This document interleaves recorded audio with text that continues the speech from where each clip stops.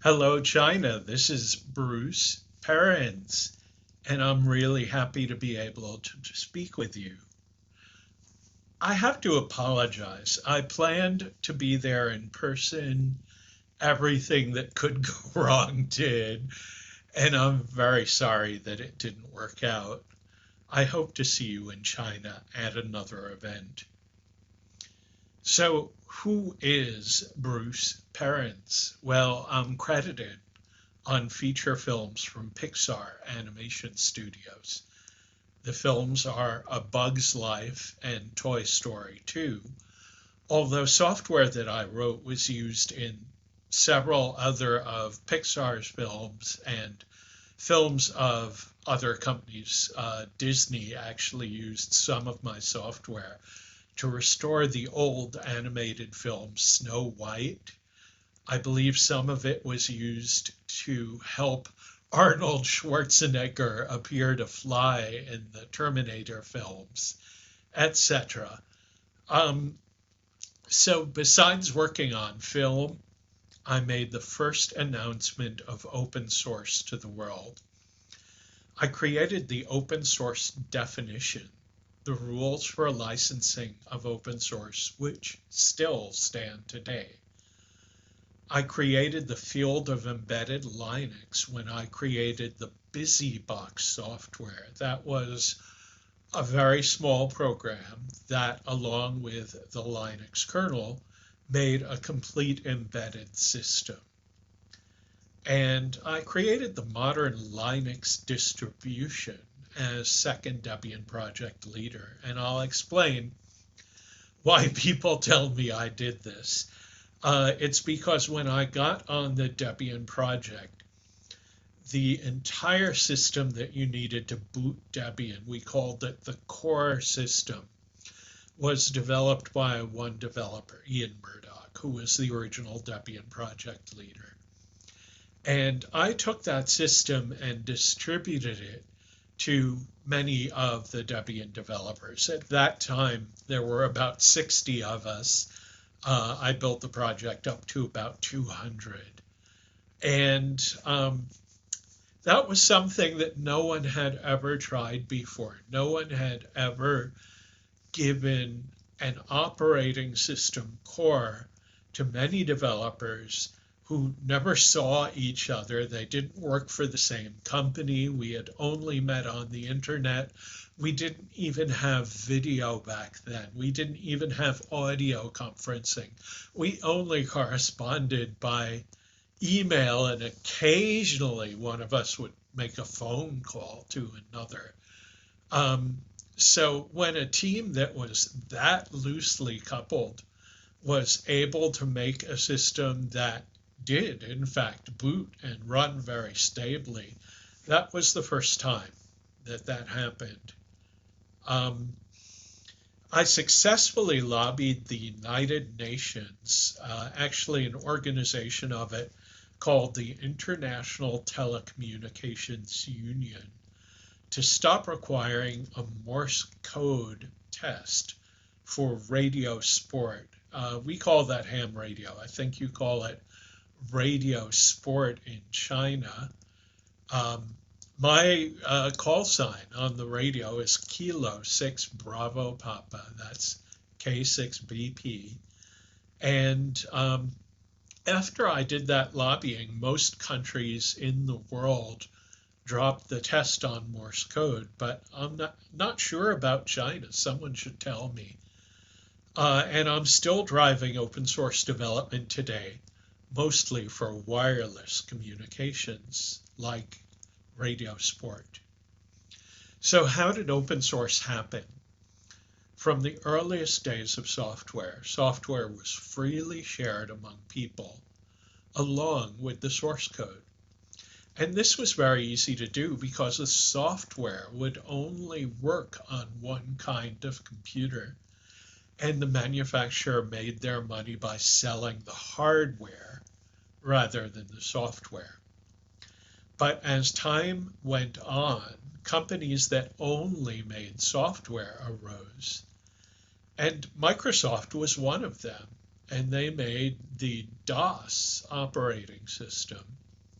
They needed to be paid directly for their software. So there's a very famous letter from Bill Gates to computer hobbyists telling them that they had to pay for DOS. They couldn't just copy it. And of course, Bill became insanely wealthy. And I doubt that the hobbyists made a difference. Um, Copyright has a long history. It first existed in China during the Song Dynasty, and in the Europe, I think Ireland was first, and about the 6th century AD, the People's Republic of China enacted a Western-style copyright law in the 1990s. Why would China enact Western-style copyright? Well, European nations and the United States have persuaded other countries to adopt copyright law very similar to theirs. They made that a requirement of their trade treaties. And China eventually joined those treaties to have less foreign tax. It's called a tariff on China's exports of manufactured goods. But there was a rebellion against copyright. Programmers weren't at all happy when companies stopped sharing software and source code. And one programmer, Richard Stallman, got so angry that he dedicated his entire life to sharing software. Richard created the free software movement, with free meaning freedom rather than zero cost. He wrote many tools that we could share, a C compiler, an editor, etc. Other people started sharing their own code along with Richard. Eventually, we had everything but a good operating system kernel. Linus Torvalds used Richard's C compiler and other tools to write the Linux kernel. Now we could do all of our work with software that we could share. At this time, I was working at Pixar, the feature film studio. The owner of Pixar was Steve Jobs. Steve had been the founder of Apple Computer, but he'd been fired from his job at Apple. And back then, he thought that eventually we would move our software to Microsoft Windows. At that time, my office was right across the hall from Steve's. Not because I was important, maybe because they wanted to keep an eye on me. But I could walk into Steve's office and talk with him anytime. Imagine that. Microsoft Windows was really bad back then. It's improved quite a lot because it has competition now. Many of us started contributing our work to the development of Linux so that we would have a better system than Windows to use at work. We just weren't interested in developing on Windows. Of course, Steve eventually became Apple's CEO again. And he was back to wanting software on the Macintosh. I started to work on the Debian Linux distribution. One of the problems of Debian was that we wanted it to be only free software. But what software was that?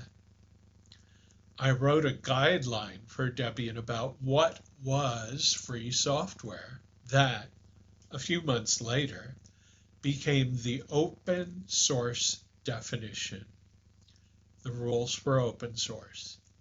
And we started to create a way of talking about free software to business, and we called that open source. That's how it came about. The open source idea really caught on. Today, it dominates the field of software. So what's important about open source? Well, not just source code. the most important thing about open source is the rights that it gives you. The right to use, distribute, and modify the program. The default in copyright law is all rights reserved, and that means you can't do anything with it unless someone gives you a license.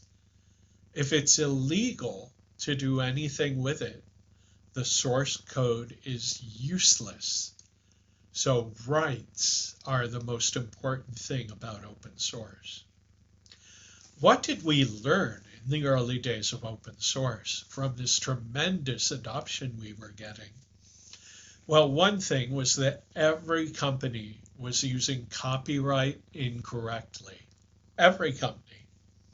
Their lawyers told them it was very important to protect their copyrights, so they didn't share anything. And they missed all of the opportunities that could come from sharing. So how do the economics of open source work? Well, they're difficult to figure out, but they're really very simple. Consider that in a business you have some software that makes your company look better than its competitors. That software is called a business differentiator. But most of your software is the kind that you need. You can't do your job without it. But it doesn't make you look any different from your competitor. That's called non-differentiating software. So you should share the development of non-differentiating software with other companies as open source. You should even share it with your worst competitor. Why? Why? Because sharing makes your company a better competitor.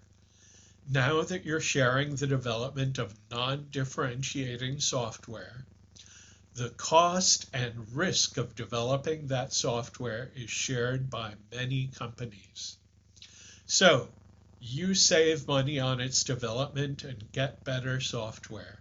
Now, take that money and spend it on developing business differentiating software that makes your company look better than its competitor.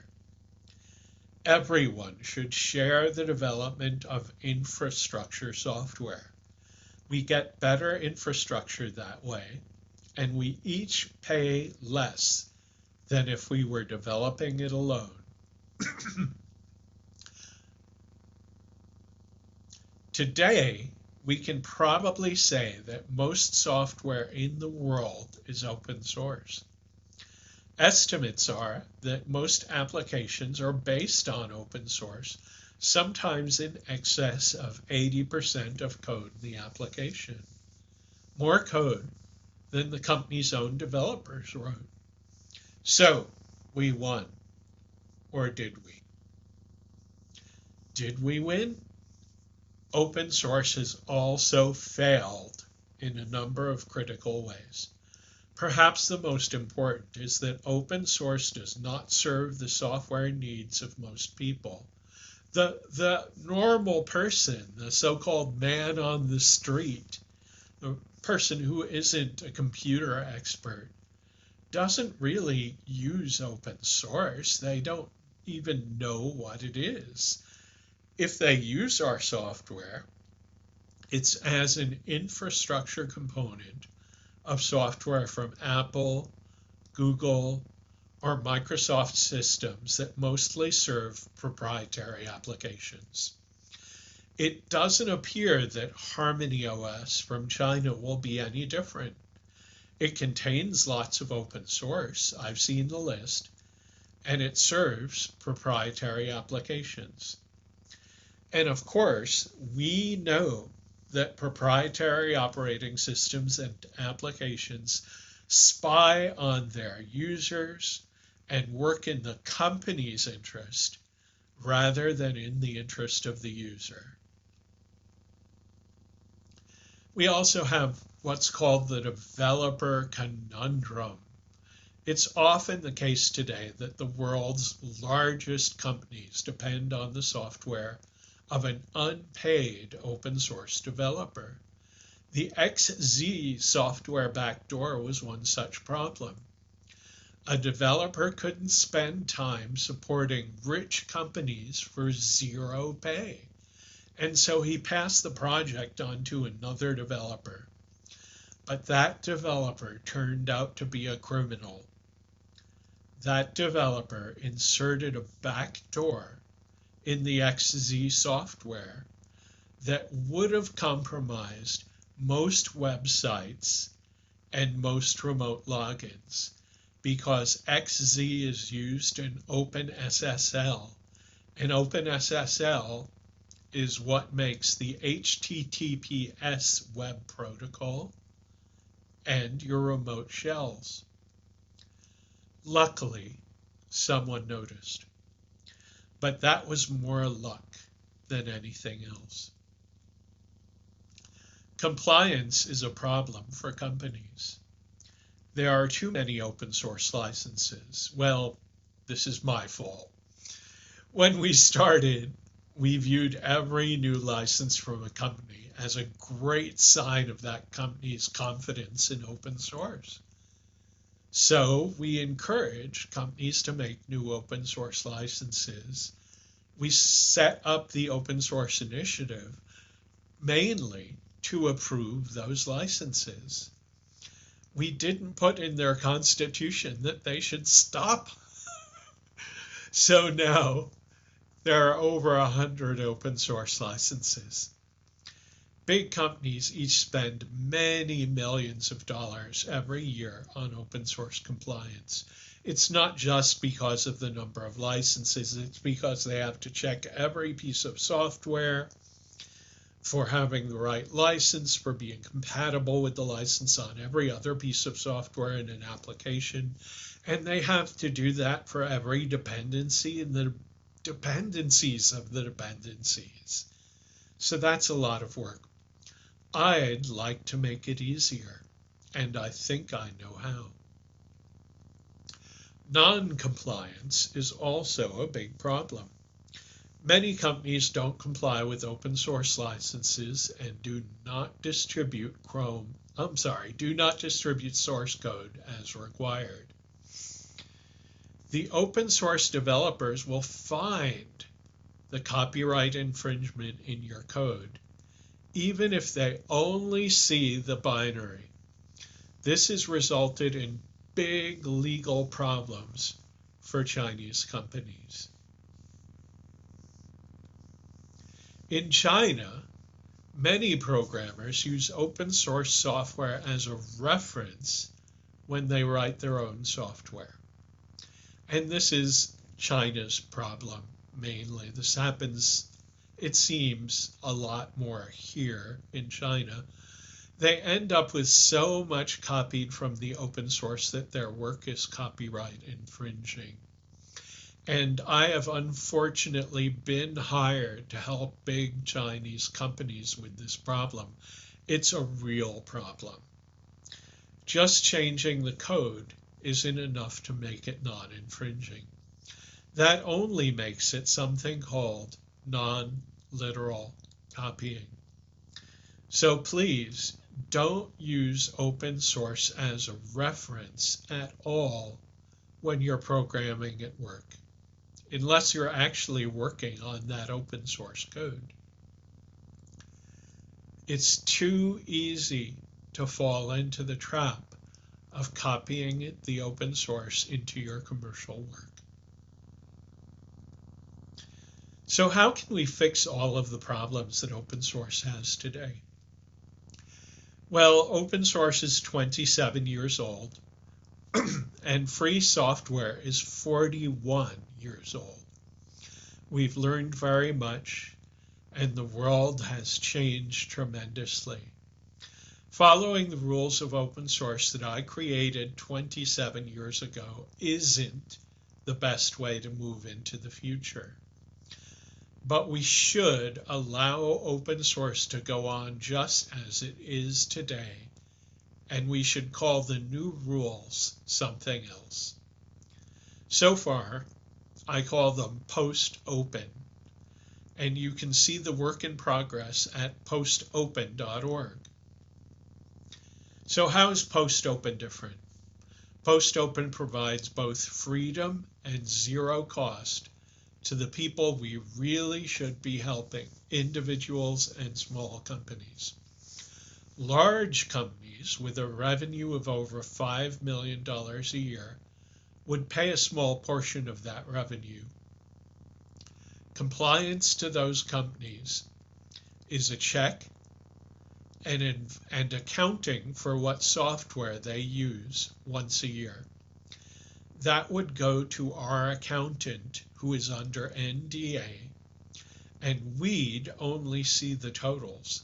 So what the company was using, how much its income was, those things would all stay secret. Collected funds would be apportioned. What that means is that what you make as a programmer would depend on the size of your code contribution and the number of companies using it. We would get that information from an audit by the company and by instrumenting GitHub repositories or Git repositories. They don't have to be on GitHub. And dependencies would definitely count because we have to pay people like the XZ developer who people didn't even know they were using his software. It was a dependency of OpenSSH and OpenSSL. So can post-open really happen? Well, it's going to be important for open source developers because you can dual license both open source and post-open. And when you do so, anyone who is paying for post-open software, in other words, they're paying for software that's only under post-open license, will also start paying for your software. That's part of the rules. So it provides a way for open source developers to start being paid fairly. Obviously, post-open is a very ambitious effort, and it may fail. But we succeeded with open source, and that was every bit as crazy as what I'm trying to do now. I'd regret it for the rest of my life if I didn't try to make post-open work. Please take a look at postopen.org and send me your opinions. Please feel free to write. I answer my email, and my email address is like my name. It's bruce@perens.com. Thanks very much, and I hope to see you in China soon.